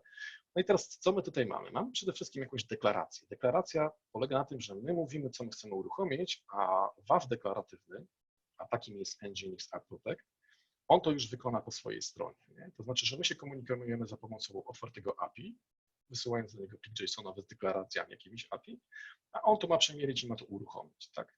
Więc krótko mówiąc, ta konfiguracja jest znacznie prostsza, jest czytelna. No i teraz to pierwsza rzecz, którą widzicie, to jest template. Tak? I teraz odwołam się trochę do osób, które znają naszego WAF-a i teraz przełączam się już na naszego WAF-a. Jak sobie zobaczycie, tutaj jest WAF, nasz F5, taki klasyczny. No i teraz troszeczkę będę mówił do tych ludzi z F5, tak? Klasycznych. Tutaj jak wiadomo, żeby skonfigurować politykę WF, no trzeba tutaj nadać jakąś nazwę jakąś polityce, trzeba określić przede wszystkim ten template tutaj, nie? Czy rapid deployment, czy jakiś inny, no nie będziemy wchodzić w szczegóły, czy polityka ma być w trybie blocking, transparent. I to jest taka klasyczna konfiguracja, taka imperatywna konfiguracja, nazwijmy to WAF-a of Dev5. No i zobaczcie, że to samo się dzieje w sposób deklaratywny. Po prostu deklarujemy template, który ma być uruchomiony. Na razie od razu powiem, będzie jeden template dostępny, ale będzie i w przyszłości więcej. Określamy język i to też mieliśmy tam w tym konfiguracji polityki. Określamy, czy polityka jest transparent, czy blocking. Tu są jakieś rzeczy związane z blokowaniem, czyli violation. To już może nie będę wchodził w szczegóły. No i tutaj na przykład macie sekcję data card. Tak? No dobra, tak wygląda polityka. Mam nadzieję, że przejrzysta, prosta, łatwa. Przede wszystkim jest to plik. Czyli można go wciągnąć ten pipeline CI/CD. To jest bardzo ważne dla środowisk DevOpsowych. No i co? No i teraz zróbmy jakiś podstawowy atak, żeby Wam pokazać, o co tutaj będzie chodziło. No jeżeli teraz, to jest moja aplikacja, jeżeli ja sobie wejdę spróbuję się odwołać do jakiegoś parametru A i postaram się przekazać do tego parametru jakąś wartość typu skrypt, czyli zasymuluję tutaj atak cross-site scripting, no to zobaczycie coś takiego, tak? Nie ma takiego zasobu na tym serwerze, natomiast, bo dostaliśmy 404, natomiast co jest ważne i warte podkreślenia, to jest to, że ten serwer przeparsował. To znaczy, że jeżeli byśmy chcieli użyć w innych parametrach występujących na tej stronie słowa skrypt, no to nic nas nie zablokowało. Nie? I teraz ktoś nam powie, co ten facet odpowiada. Przed chwilą nam mówił o jakimś super NGINX App Protect WAF-ie, a teraz pokazuje nam, że aplikacja, która jest przez niego chroniona, no nawet na prosty cross-site scripting jest podatna. No i teraz odwołujemy się do polityki deklaratywnej i szybkie oczy zauważą, że polityka była w transparent. Nie? Więc jeżeli teraz sobie ją szybko przełączę w blocking, to jest też pokaz, w jaki sposób można konfigurować coś takiego. Tak? Zmieniamy deklarację pliku, czyli polityki WAF-owej. Bardzo ważne jest to, że trzeba teraz zrestartować serwer. Ja akurat mam NGINX-a razem z całym CentOS-em, razem z całą tą aplikacją w kontenerze, dlatego będę restartował poprzez docker exec, czyli będę wchodził do kontenera i będę tak naprawdę do tego kontenera i będę restartował tak naprawdę NGINX App, cały NGINX Plus serwer razem z tym modułem, który dynamicznie dołączyliśmy, czyli razem z NGINX App Protect, czyli z WAF. Nie? No i teraz dobra, coś tam zestartowałem, coś się działo, widzieliście, szybka akcja, nie było tutaj jakiegoś zbytniego poślizgu, spróbujmy teraz to odświeżyć. No i super, nie? I zobaczcie, co się stało. Próbowałem zaatakować aplikację w ten sam sposób, no co się stało? Dla tych, którzy znają F5, od razu czujne oko zauważy, no to jest response page od F5, mam tu na myśli od F5 WAF-a, czyli krótko mówiąc, dostaliśmy nasze ID, które możemy sobie teraz znaleźć w logach, tak? I możemy dojść, jaki user, z jakiego adresu IP próbował coś takiego zrobić, nie? I to jest pierwsza rzecz, którą wam chciałem pokazać. Druga rzecz to jest związana z data safe, nie? I teraz jak sobie wejdziemy na tą aplikację, tutaj się jeszcze odwołam i sobie tutaj spróbujecie sięgnąć do tutaj nie mam, będę musiał sięgnąć do mojego pliku. Odwołam się do tego, to znaczy postaram się teraz do tej aplikacji przekazać tak naprawdę tutaj w postaci tego parametru numer karty kredytowej. To jest numer karty kredytowej i jak gdyby w getcie do tej aplikacji przekażę numer tej karty kredytowej i zobaczymy, co się stało. Nie? Co się stało? Przede wszystkim dostaliśmy error response 404. Nie ma takiego obiektu, do którego próbujesz się odwołać, co nas w ogóle nie powinno martwić. Martwić nas powinna ta linia, a mianowicie w odpowiedzi na takiego requesta aplikacja wysłała numer przekazanej karty kredytowej. No i to już jest bolesne, tak? To znaczy, że nasza aplikacja jest podatna na ataki typu data leakage, to znaczy, że możemy odpowiednio spreparowanymi zapytaniami wysyłać czy pobierać z naszej aplikacji w sposób nieautoryzowany numery kart kredytowych. No bo w odpowiedzi widzicie, zwrócił nam błąd, razem z plaintext, w plaintekście ten numer karty kredytowej się pojawia. No i to co możemy zrobić? Nie? Znowu przechodzimy do NGINX, przepraszam, że to startowałem, ale jeszcze raz wejdźmy do pliku polityki. No i teraz ta część data guarda, część, której absolutnie nie posiada już moc security. Zmieniamy po prostu enable na zamiast true, to zamiast false to będzie true, tak? Tyle, prosta sprawa, tak? To jest deklaratywność właśnie. Deklarujemy to, co chcemy uruchomić, a to automatycznie musi się stać po stronie tego serwera. No i teraz znowu musimy zestartować całego NGINX razem z tym modułem dynamicznym NGINX App Protect. Jak go zestartujemy? I sobie się odwołamy do tego samego zasobu. To co się stało się, mówiąc językiem młodzieżowym? Otóż cały czas mamy error page, nie ma takiego obiektu, ale zauważcie, co dostaliśmy w odpowiedzi. W odpowiedzi dostawaliśmy zamaskowany numer karty kredytowej poza 4 ostatnimi znakami, no bo tak ta technologia powinna działać, tak? To znaczy powinna unifikować przekazywany, zakrywać ten numer karty kredytowej, ale w sposób, który umożliwi później administratorowi ewentualnie dojście w logach, o co w ogóle chodziło. Nie? I to jest, widzicie, czyli krótko mówiąc, NGINX App Protect nie tylko chroni request, ale również response. To jest bardzo ważna informacja i to chciałem Wam dzisiaj przekazać w tym demie. Krótko, bo musimy kończyć. Mam nadzieję, ten produkt